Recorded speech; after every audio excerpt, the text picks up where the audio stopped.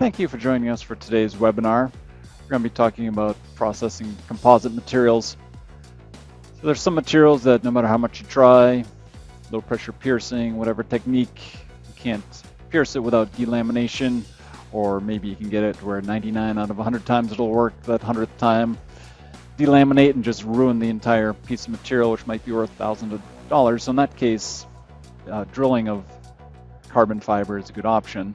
And we'll look at that today, some of the things that go into that as far as drill type and design of machine. And then the second part of the webinar, we're going to look at creating a fixture on a machine like this.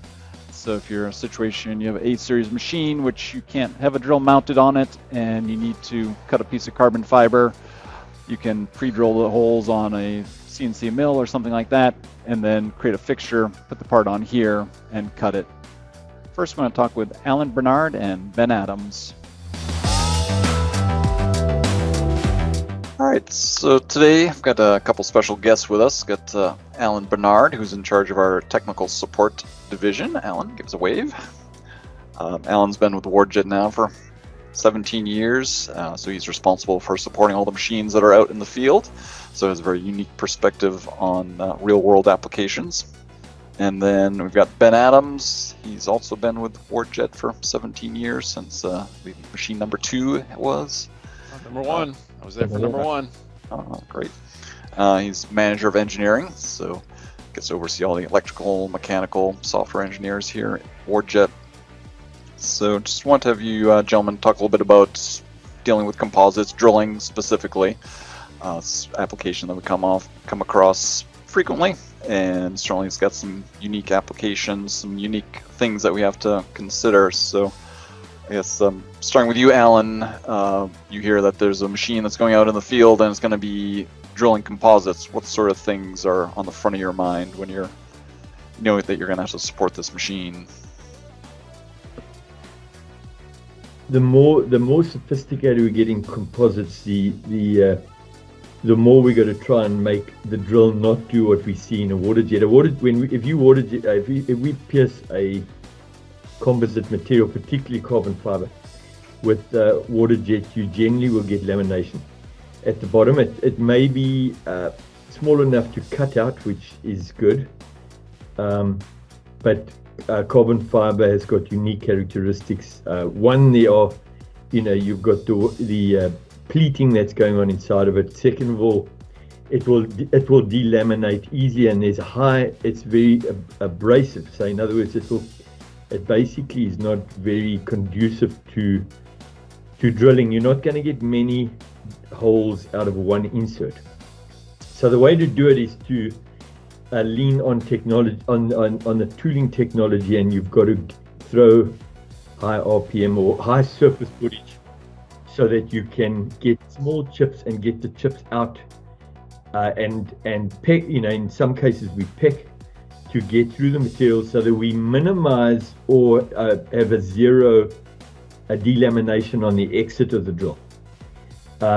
If you don't have high RPM, and I'm talking about high RPM, is very, we're talking about 40,000 higher. That'll give you 130 surface footage on a small drill, and that'll allow you to go into the high-tech drills that people are offering today. There are even, you can even go higher. You don't need coolant on those. You could, if you had the capability, you could put air through the drill just to blow the carbon fiber out. That's actually the way to go, and because the cutting forces when you're driving down, the carbon fiber will push back at the drill, and you're gonna have some. If you don't get those chips out, or it will push back, and you're gonna get the drill moving on you as well. It's a little easier when we're talking about steel and stainless and brass and bronze, because they are free cutting. The drill will actually go into the material, so you get chips formed that will break off and actually take the heat away. So therefore, on a cutting, drilling steel and stainless, you need low RPM. You need a reasonable force on the drill itself down, and the chips actually keep the drill, whether it's 2 fluted or 3 or 4, it will keep it engaged in the material, and then when you break through, there will be a slight burr on the material. Right. So the carbon fiber has been a challenge, but and then also you want to be able to do multiple holes with one insert. You don't want to be having to replace the insert every time you drill a hole. That's impractical. So it's at high RPM and then a high tech. You know, there are good drills on the market now that can do that, and they're good products. Small diameter, 125/8 of an inch. That's really where you want to go. Okay. And Ben, when you hear there's a machine potentially coming down the pipeline that's going to be drilling composites, what sort of things from a design standpoint are you looking at? A couple things. Alan, you already mentioned drill RPM, so we'd want to know about the material. We'd want to select the right RPM for the material. If it's like as you mentioned, if it's a carbon fiber, you're going to want a high-speed drill. If it's various different laminated pieces together, maybe it's got some stainless layer in there, that'll force us into a slower RPM. So it's important to know what we're going to be processing. Anytime we do a drilling application, we pick a Z carriage that is suitably stiff, because we'll now see some forces working back on that carriage, back on our gantry, that we don't see during water jet cutting. So it's important that we choose a heavier duty carriage that's got usually 2 rails separated by a certain distance, multiple bearing packs that can take that load, and avoid any twisting or torquing when you do a drill. Sometimes we'll put a drill offset, not centered on the carriage. Usually that's where the water jet head goes. And so if the drill is, 6 inches over to the right, then it's all the more important that you can take that twisting and side loading on a carriage. So we'll pick the appropriate parts for that during the time. Or if customers looking at maybe adding that capability down the road, we may choose that kind of carriage up front, so that they're ready to go if in the future they want to get into composites and they want to add a drilling capability after the fact. Mm-hmm. Okay. And anything different if somebody's going to be drilling metal? Similar concerns, but lower RPMs. We would use the same sort of hardware, the same kind of gantry. Right. Okay. So we've been, Jeff, blessed always having fairly robust Z cages. That's been a strength of the machine. So between drilling and then of course tapping options that we've had, they've held up pretty well.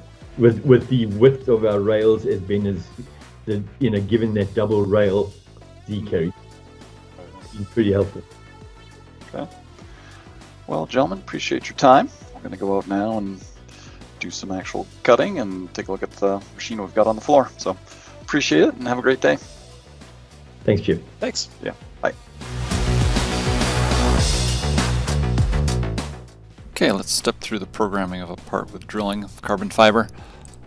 So I'll open up my DXF file. You can open up either DXF or DWG files in our WardCam package. Top right hand corner, you can hit my next button and select my machine and my nozzle orifice combination, my material and thickness. And then top right hand corner, hit on my next button.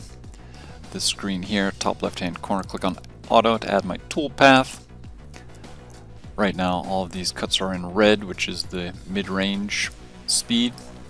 I want to do these cuts at slower, smoother speed. You can select them in the cut order list here and choose a different quality. And you can also do the same thing for a portion of a cut. If there's an edge that we want to cut a little bit faster, down here in the partial qualities we can choose a different quality and click between 2 points and then left click and lock that in on that edge. So you can have up to 5 different qualities on a cut. The circles that we see on these leads indicate that these are going to be drilled.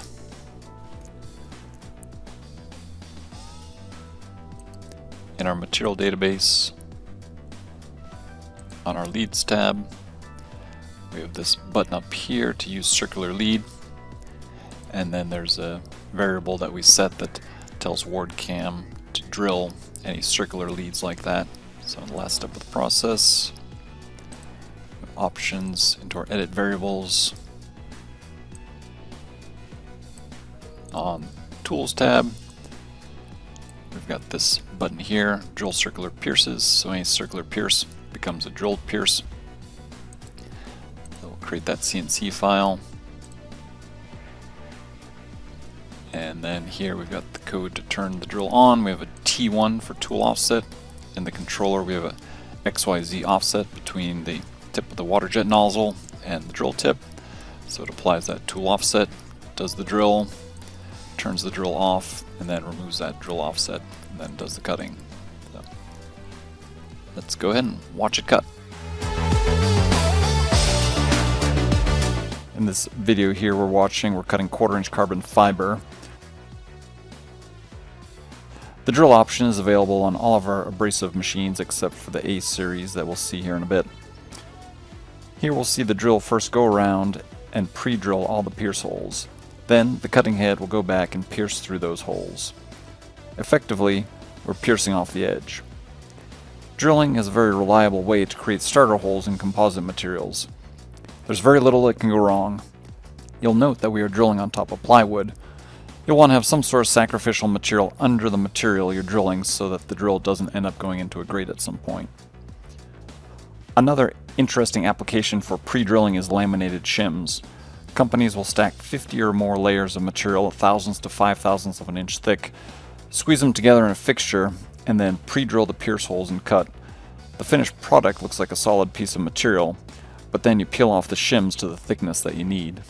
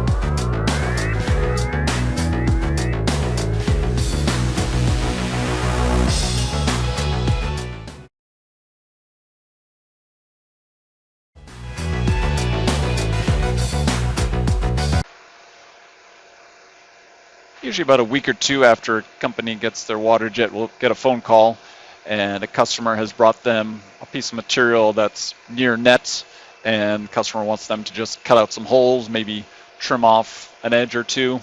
So I'm going to talk about how we can set up a fixture on the table so that we can accurately locate a blank like this on the table and then cut out our shape. This is metal, fairly easy to locate that, and you can put your pierce points wherever you want. This situation here, the customer has been nice enough to pre-drill some holes for us.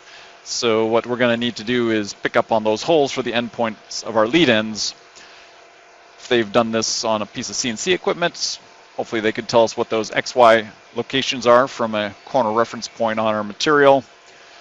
If not, then we can use the cutting head and basically go around to each of those points, find out what the XY coordinates are from our corner reference, draw some points in CAD to correspond with that, and then when we bring our file into WordCam and we locate our leads, we can position our leads such that the end of the lead is going to line up with those holes.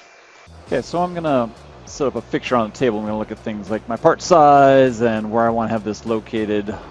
So especially if it's a smaller part and want to keep it nice and stable, keep it from falling through the grates, probably gonna want to have this positioned on the fixture, maybe so it's like this. That way we get good support, 2 slats this way, slat that way. Sometimes, even if we're doing very small parts, we'll position our 0 point right at the intersection of one of these grates, and that way they get good support on some very small discs, inch or smaller in diameter, and you're able to support those pretty nicely right there on the intersection of the job shop grate. So I'm going to try to position my final part there. And I've got a piece that we've used for a previous fixture, so I'll just go ahead and trim this down some more. So then I can kind of eyeball where, so I'm going to trim off about a 1/4 inch or so off of this. So we're going to position that about here. And actually, if I line it up with this grate here and this grate here, that actually looks like it'll be pretty decent positioning for that. So we'll go ahead and clamp this down. So from our 101 webinar, I'm sure you remember proper clamping technique. You want to have something of similar thickness on the back side of the clamp so it doesn't slip out. So we'll go ahead, and then you also want to look at where we're going to be clamping our final part. Of course, this will be on another piece. This fixture I have on here is going to be slightly thinner than the total of the material that I'm going to be cutting. So I'm going to again have some underlay on here and my material, and so this will be my final setup here. So this fixture material is slightly thinner than the material I'm going to be cutting. That way when I do clamp this, I'm able to get the top of the material versus having the fixture material be same thickness or thicker, then you're not able to clamp it so well.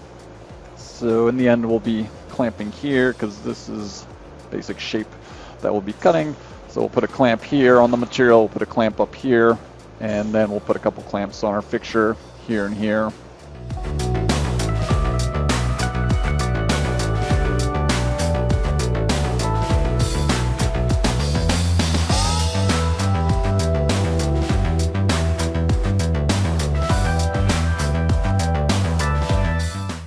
So now that we've got that clamped down, I'm going to move back to where I want my start point to be. And then I'm going to be able to save that point, and then I'm just going to use the manual cutoff mode in the controller, and I'm going to cut this way. I'll actually probably start off the edge, come this way back to that point, and then I'll start here again and trim across there. I'll go relatively slow speed so that this is a nice straight edge. So let's go ahead and trim this fixture down. We'll move into position, save that point, and then trim and trim.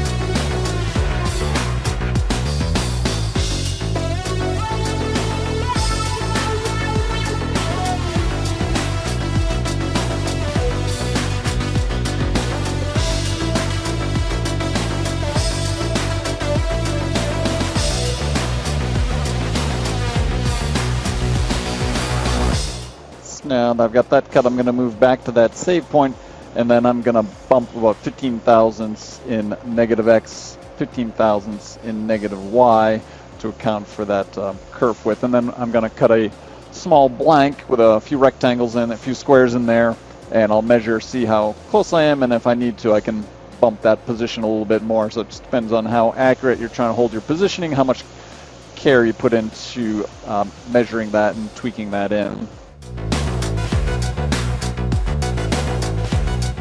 Okay, so I've got a couple of 4x4 blanks here I'm going to put in my fixture, and I'm going to cut out a couple shapes in here so I can measure off the edge and see how accurately I've got my 0 point on my fixture set. You'll either want to mark the orientation that you put this into the fixture, or in this case I'm going to cut two different geometries, a square and a triangle, so that I don't get it spun around when I take it out and I'm trying to do my measurements.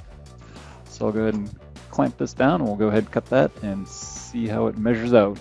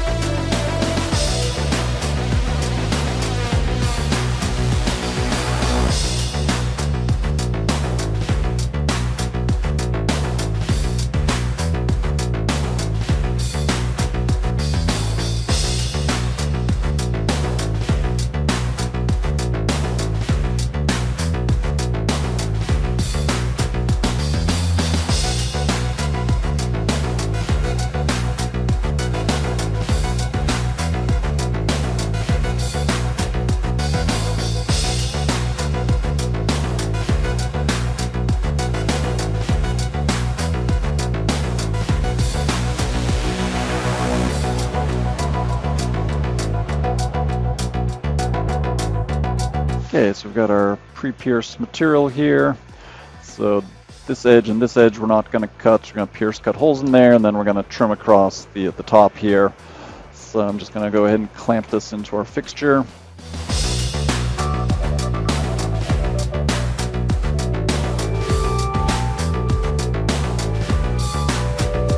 Okay, so now what I'm going to do is jog the cutting head around and line up my nozzle with each of these holes, and I'll use those XY coordinates to draw those points into CAD so I can use those as reference points for the starts of my lead ends.